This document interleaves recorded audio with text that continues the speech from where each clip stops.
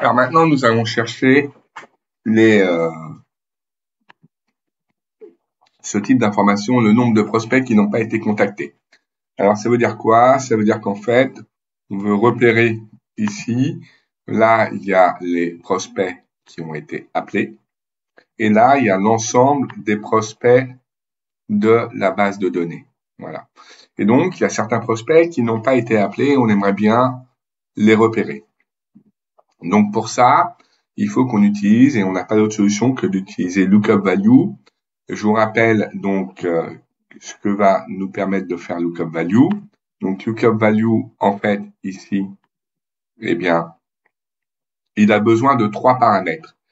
C'est comme une recherche verticale un peu sous Excel. Hein. Donc lookup value, premièrement, il a besoin de connaître donc la colonne ou qui contient la valeur que l'on veut retourner. Ça, c'est la première chose.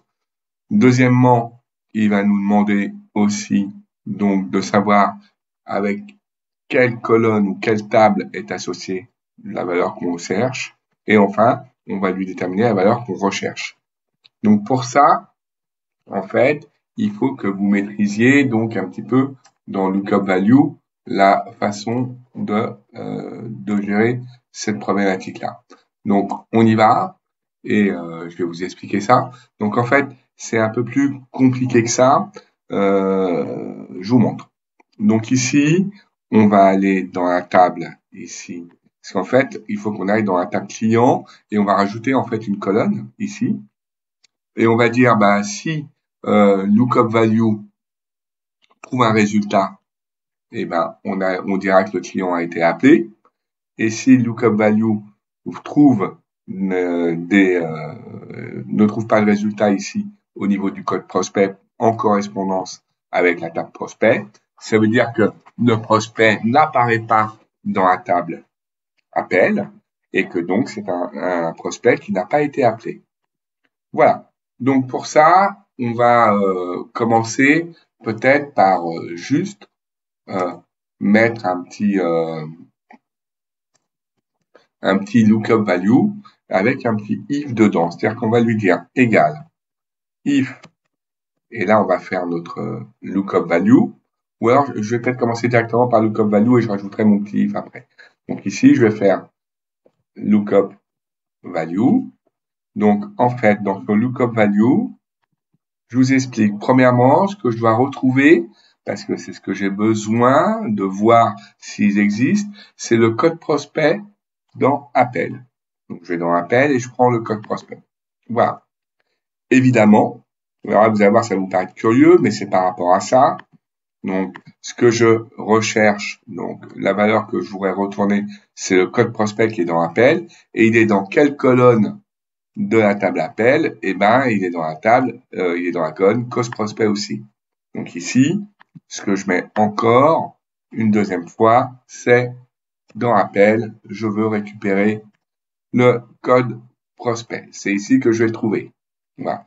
Je veux récupérer le code prospect qui apparaît dans la table appel dans le champ code prospect. Et je vais le mettre en correspondance avec le code prospect, mais cette fois de la table client. Donc, code prospect de la table client. Je ne trouve pas, non, elle s'appelle pas client, ma table, excusez-moi, elle s'appelle prospect. Tout à fait. Donc, je retourne dessus, avec prospect de ma table, donc code prospect. Voilà. Et je vais valider ça. Donc, l'objectif, là, c'est de voir s'il y a, donc, les codes prospects de la table appel apparaissent bien aussi dans la table client. Donc, voilà le résultat, en fait, de notre petite fonction lookup value. Ça veut dire quoi? Ça veut dire que si, en fait, un client n'a pas passé d'appel, on ne le retrouve pas dans la table appel et on met rien, on met un blanc. Par contre, si on le retrouve, eh ben, on met son code client. Voilà. Ce code client qu'on a récupéré évidemment dans la table appel. Voilà. Donc, on peut nommer peut-être cette colonne, hein, on va l'appeler clients appelés. Voilà. Alors, l'objectif, je vous rappelle, c'était de trouver le nombre de clients qui étaient appelés. Donc là, on peut faire un compte. Je vais le faire ici, je vais faire une mesure, par exemple. Donc ici, je vais mettre égal count dans la table client de la colonne donc qui s'appelle client appelé. J'ai mal tapé client appelé entre parenthèses, mais bon, c'est pas grave, client appelé, voilà. Si je fais ça, il va me mettre 547. Donc ça, c'est le nombre de clients appelés, mais ce n'est pas le nombre de clients qui n'ont pas été appelés. Alors, je vais vous montrer, je peux très bien faire une autre mesure, ici, et cette mesure, je vais l'appeler count aussi, mais je vais l'appeler count blanc. En fait, il va compter les blancs dans la table, donc dans la table client appelé, qui s'appelle prospect par défaut, cette table, prospect client appelé, et là, il va me compter les clients qui n'ont pas été appelés, et je vous rappelle que dans la base, j'ai 600 clients, donc là, j'ai bien les clients appelés et les clients qui sont non appelés. Voilà.